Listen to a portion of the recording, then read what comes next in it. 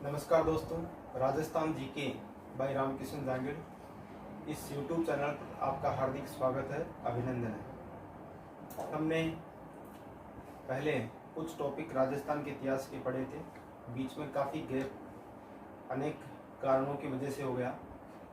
आज से मैं पुनः YouTube चैनल के ऊपर वीडियो बनाने की कोशिश कर रहा हूँ। निश्चित रूप से आप सब लोगों का सहयोग और आशीर्वाद और प्यार यदि मिलेगा तो हम इस मुहिम के अंदर सफल होंगे। आज हम लोग पढ़ेंगे राजस्थान में चौहान वंश का इतिहास, और चौहानों में हम पढ़ेंगे जालोर के चौहान। बोर्ड पर देखते रहिए, जालोर के चौहान, जालोर के चौहान। मित्रों, जालोर के अंदर चौहानों की सोनगरा शाखा थी। ये जो जालोर है,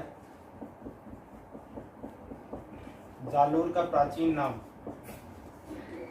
जालोर का प्राचीन नाम था जाबालीपुर। जालोर का प्राचीन नाम था जाबालीपुर। यहाँ चौहानों की सोनगरा शाखा थी। सोनगरा वंश था यहाँ पर, जिसकी स्थापना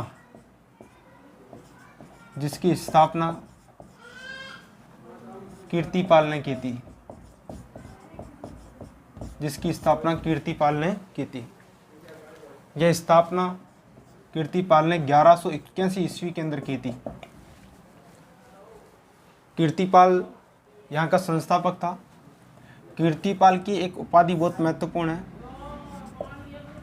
इसकी एक उपाधि थी कीतु। कीर्तिपाल की एक उपाधि थी कीतु। कीतु का मतलब होता है एक महान राजा। कीतु का मतलब होता है एक महान राजा। कीर्तिपाल को ये उपाधि दी थी मोहनोत नैणसी ने। मोहनोत नैणसी राजस्थान के बहुत ही फेमस व्यक्तित्व थे। कौन थे मोहनोत नैणसी? मित्रों, मोहनोत नैणसी मारवाड़ के शासक महाराजा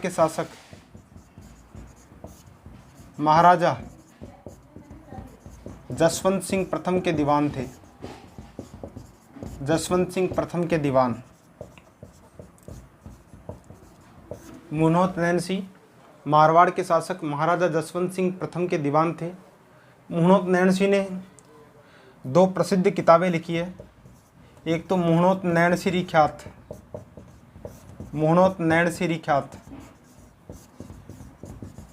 ख्यात, और दूसरी किताब इन्होंने लिखी है मारवाड़ परगनारी विगत। मोहनोत नैणसी के बारे में और अन्य जो भी बातें हैं वो हम मारवाड़ के इतिहास में पढ़ेंगे।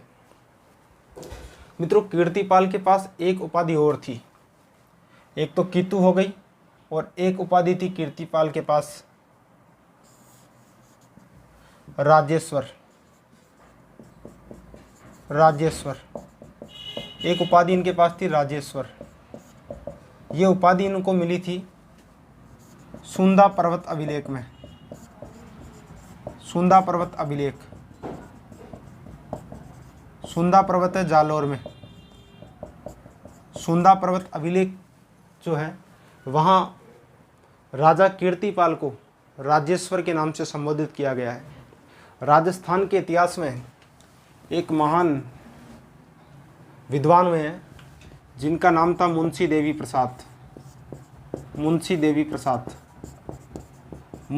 प्रसाद ने मोहनोत नैणसी को राजपुताने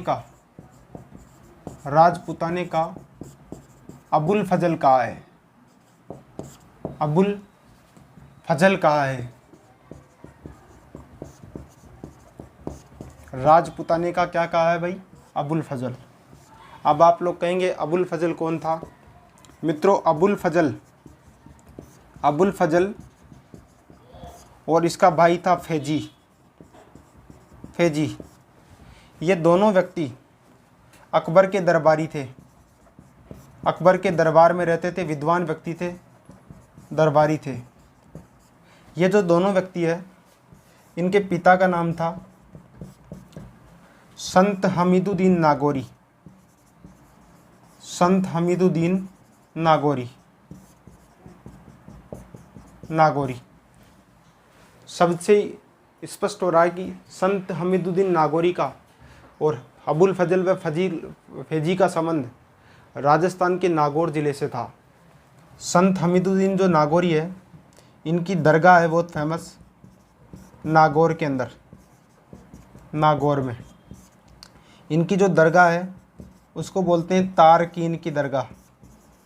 तारकीन की दरगाह, इनकी दरगाह को बोलते हैं तारकीन की दरगाह। और संत हमीदुद्दीन नागौरी के लिए राजस्थान में एक बहुत ही फेमस उपमा है जो विभिन्न प्रतियोगी परीक्षाओं में आ चुकी है।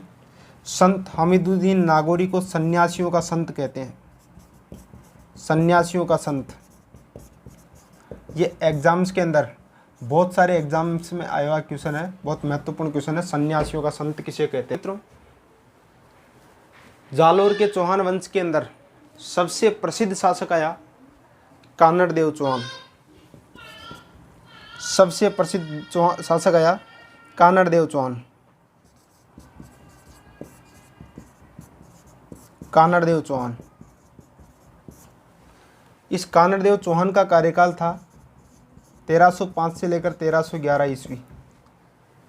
ये जो कानड़ देव चौहान है, इस कानड़ देव चौहान की जानकारी हमें दो ग्रंथों से मिलती है। एक तो मिलती है कानड़ प्रबंध से, कानड़ देव प्रबंध से, कानड़ देव प्रबंध, और दूसरा ग्रंथ है वीरम देव सोनगरारी बात। वीरम देव सोनगरारी बात। ये दो ग्रंथ है जिससे हमें कानड़ देव चौहान की जानकारी मिलती है। और इन दोनों ही ग्रंथों का रचयिता है पद्मनाभ। पद्मनाभ द्वारा रचित इन दोनों ग्रंथों से हमें कानड़ देव चौहान की जानकारी मिलती है। ये जो कानड़ देव चौहान है मित्रों, ये इतिहास में अखेराज के नाम से फेमस था। अखेराज के नाम से फेमस था। इसकी जो रानी थी, उस रानी का नाम था जेतल दे। इसकी रानी का नाम क्या था? जेतल दे। और ये जो कानड़ देव चौहान है, इस कानड़ देव चौहान के समकालीन दिल्ली का शासक था अलाउद्दीन खिलजी। दिल्ली का शासक कौन था? अलाउद्दीन खिलजी। दिल्ली का शासक था अलाउद्दीन खिलजी। अलाउद्दीन खिलजी को हम एक से संबोधित करेंगे। दिल्ली का शासक अलाउद्दीन खिलजी था। मित्रों, विभिन्न कारणों से इतिहास में अलग अलग कारण उल्लेखित है, अलग अलग घटनाएं उल्लेखित है। विभिन्न कारणों से कानड़ देव चौहान और अलाउद्दीन खिलजी के बीच बहुत सी बातों के अंदर सामंजस्य नहीं था। इसलिए अलाउद्दीन खिलजी ने कानड़ देव चौहान पर आक्रमण करने के लिए अपने एक सेनापति को सैनिकों की टुकड़ी के साथ भेजा। उस सेनापति का नाम था ऐन उल मुल्क मुल्तानी। ऐन उल मुल्क मुल्तानी। मित्रों, सेनापति ऐन उल मुल्क मुल्तानी सैनिक टुकड़ी के साथ जालोर आया। अलाउद्दीन खिलजी के द्वारा भेजा गया कानड़ देव चौहान पर आक्रमण करने के लिए। लेकिन ऐन उल मुल्क मुल्तानी ने अपने चातुर्य और वाक्पटुता से कानड़ देव चौहान को दिल्ली दरबार में उपस्थित होने के लिए राजी कर लिया। इन दोनों के बीच में, कानड़ देव चौहान और ऐन उल मुल्क मुल्तानी के बीच में 1305 ईस्वी के अंदर एक समझौता हो गया।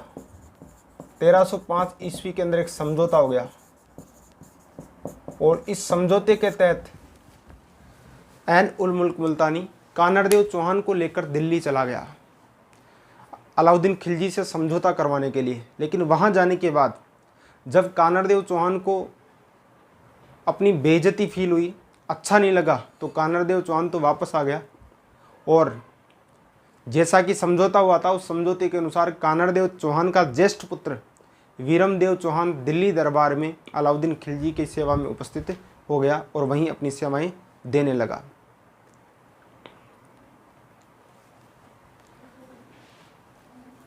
आगे का हम बाद में पढ़ेंगे। पहले एक बार पुनः वापस देख लीजिए। जालोर का जो चौहान वंश था, जालोर का प्राचीन नाम था जाबालीपुर। जालोर का प्राचीन नाम था जाबालीपुर। यहाँ चौहानों की सोनगरा शाखा थी। स्थापना कीर्तिपाल ने की थी 1181 ईस्वी के अंदर। कीर्तिपाल के पास एक उपाधि थी कीतु की, जिसका मतलब होता है एक महान राजा। ये उपाधि इसे दी थी मुहणोत नैणसी ने। मुहणोत नैणसी कौन था? मारवाड़ के शासक जसवंत सिंह का दीवान। मुहणोत नैणसी की 2 पुस्तकें हैं, मुहणोत नैणसी रिख्यात और मारवाड़ परगनारी विगत। एक अन्य उपाधि भी है सुंदा पर्वत अभिलेख में, जो है राजेश्वर। किसके लिए? कीर्तिपाल के लिए। मित्रों, मुंशी देवी प्रसाद एक विद्वान हुए, उन्होंने मुहणोत नैणसी को राजपुताने का अबुल फजल कहा है। अबुल फजल और फैजी 2 भाई थे, दोनों अकबर के दरबारी थे। इनके पिता का नाम है संत हमीदुद्दीन नागौरी। इनकी दरगाह है नागौर में। इनका संबंध राजस्थान के नागौर जिले से है। इनकी एक उपमा है सन्यासियों का संत। इस वंश का सबसे प्रसिद्ध शासक आया कानड़देव चौहान, 1305 से लेकर 1311 ईस्वी। इसकी जानकारी हमें कानड़देव प्रबंध और वीरमदेव सोनगरारी बात से मिलती है, जो पद्मनाभ द्वारा लिखी गई है। मित्रों, कानड़देव चौहान के समकालीन दिल्ली का शासक था अलाउद्दीन खिलजी। अलाउद्दीन खिलजी ने अपने एक सेनापति ऐन उल मुल्क मुल्तानी को कानड़देव चौहान पर आक्रमण करने के लिए भेजा, लेकिन दोनों के बीच समझौता हो गया 1305 में। समझौते के तहत इस कानड़देव चौहान का जो बड़ा पुत्र था, जो ज्येष्ठ पुत्र था, कानड़देव चौहान का ज्येष्ठ पुत्र, मित्रों इसका आप स्क्रीनशॉट ले लीजिए। आप लिखना चाहें तो लिख भी सकते हैं। ये पूरी कहानी आपके सामने है। इसका अगला जो पार्ट है वो भी हम पढ़ेंगे। पहले आप इसके ऊपर देखिए, पूरा गौर कीजिए, उतारने की कोशिश कीजिए या फिर स्क्रीनशॉट ले लीजिए।